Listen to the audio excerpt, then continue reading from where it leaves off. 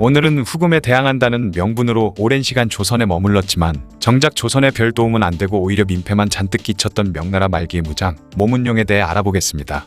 1576년 절강성 항주에서 태어난 모문용은 어릴 때부터 유학을 공부했지만 공부에는 딱히 소질이 없었던 탓에 10대에 군에 들어갔으며 그 이후 30세가 되기 전까지는 그와 관련해 특별한 기록이 남아있지 않다고 하죠.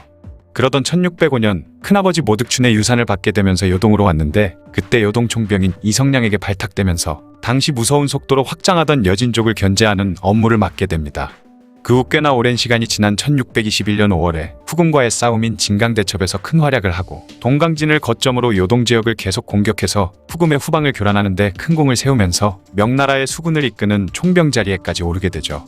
그런데 문제는 이 모문용이 후금과 싸우는 과정에서 조선에 어마어마한 민폐를 끼쳤다는 것인데요.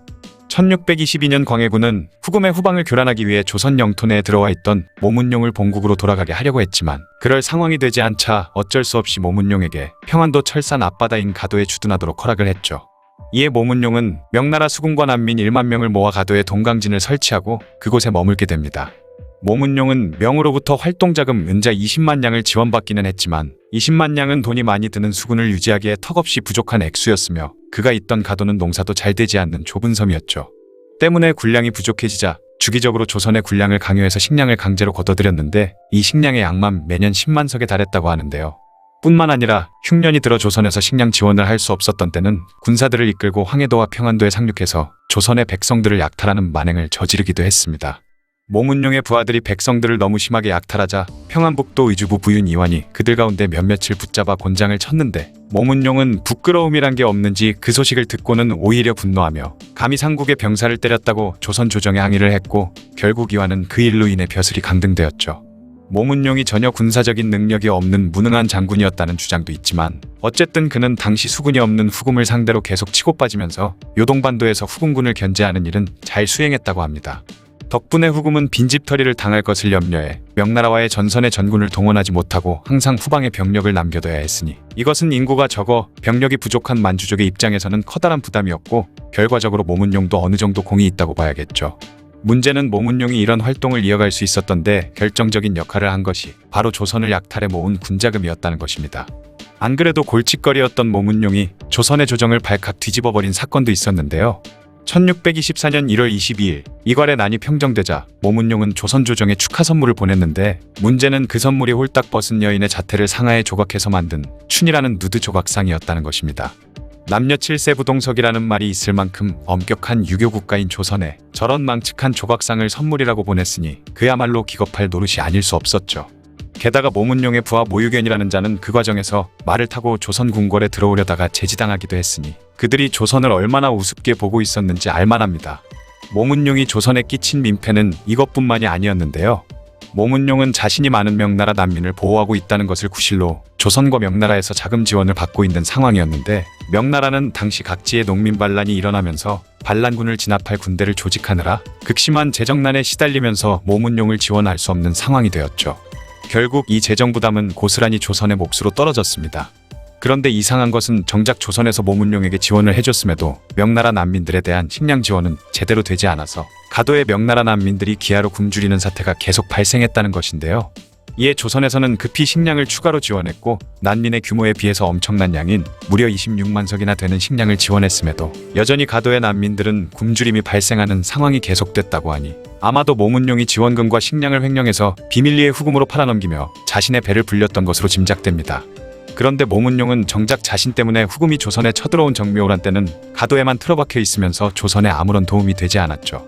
아예 가만히 있기라도 했으면 그나마 나았을 텐데 오히려 그는 안융창에 있던 난민을 공격해 민가를 불태우고 백성을 마구 죽였으며 평안도 정주에 피난 갔던 조선 백성 1만여 명을 공격하기까지 했습니다. 덕분에 1만 명의 조선 백성들은 모문용의 병사들을 피하느라 급히 물에 뛰어들면서 300여 명만 겨우 목숨을 건졌고 나머지는 모두 살해당했다고 하네요. 이에 조선 조정에서는 급히 병력을 보내 모문용을 막도록 했고 양쪽 병사들 간의 충돌이 벌어졌지만 모문용은 전혀 신경도 쓰지 않았다고 합니다. 정묘호란 3개월 뒤인 6월에는 모문용이 군선 50여 척을 이끌고 평안도 위주로 향했는데 거기서 고작 20명밖에 되지 않는 후금 기병을 만나자 그 자리에서 무기를 버리고 배에 올라타서 도망을 쳐버렸다고 하죠. 모문룡이 거느린 군사들이 얼마나 기강이 엉망이고 훈련도 제대로 안 된 오합지졸이었는지 잘 보여주는 증거입니다. 모문룡은 거기서 그치지 않고 나중에는 아예 대놓고 조선의 인삼을 내놓으라는 협박을 했는데, 왜냐하면 당시 조선의 인삼은 명나라 고관이나 후금에 보내는 뇌물로 쓰기에 더없이 좋은 물건으로 여겨졌기 때문입니다. 모문룡의 요청을 받은 황후가 지금 조선도 국고가 탕진되고 나라 살림이 어려워 인삼을 줄 수 없다며 거절하자, 모문룡은 이에 앙심을 품고서는 내가 하늘의 별자리를 보니 매우 불길한 징조가 있어 내 말을 듣지 않으면 조선의 종묘사직이 망한다 라는 악담을 퍼부었다고 하죠. 그럼에도 조선에서 순순히 인삼을 내놓지 않자 11월 22일에는 아예 명나라로 파견되는 조선의 사절단인 동지사 일행이 가진 은과 인삼을 강제로 약탈해버렸습니다. 명나라 황제에게 보낼 조공물을 마음대로 빼앗아간 것이죠.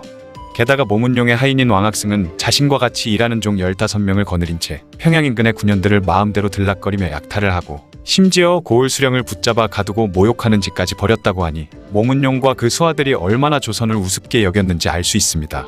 이런 모문룡의 패악질은 그의 상관인 원숭환 덕분에 끝을 맺게 되죠. 당시 명나라 조정에서는 모문룡을 중요하게 생각하고 있었지만 정작 그의 상관인 원숭환은 모문룡의 실체를 알고 있었으며 그가 조선과 요동의 주민들에게 얼마나 큰 피해를 끼치고 있는지도 알고 있었습니다. 그래서 1629년 4월 27일 원숭환은 군사 관련 문제를 논의한다는 핑계로 모문룡을 요동반도에 쌍도로 불러들였고, 6월 5일 모문룡과 만난 자리에서 첫날에는 연애를 벌여 그를 환대하는 척한 뒤 다음날 모문룡을 즉시 체포해버렸죠. 그리고 원숭환은 그 자리에서 모문룡을 참수해버린 뒤 모문룡은 가도에 수년 동안 있으면서 조선 국왕인 인조 덕분에 호사를 누렸는데, 탐욕스러운 성품으로 인해 조선에 무리한 요구를 함으로써 오히려 명나라의 수치를 안겨줬으니 내가 황제로부터 받은 권한을 이용해 모문룡을 제거했다 라는 편지를 조선에 보냈죠. 그렇게 명나라와 조선 모두에게 암인 존재였던 모문룡은 자신이 쌓은 업보로 인해 비참한 죽음을 맞게 됩니다.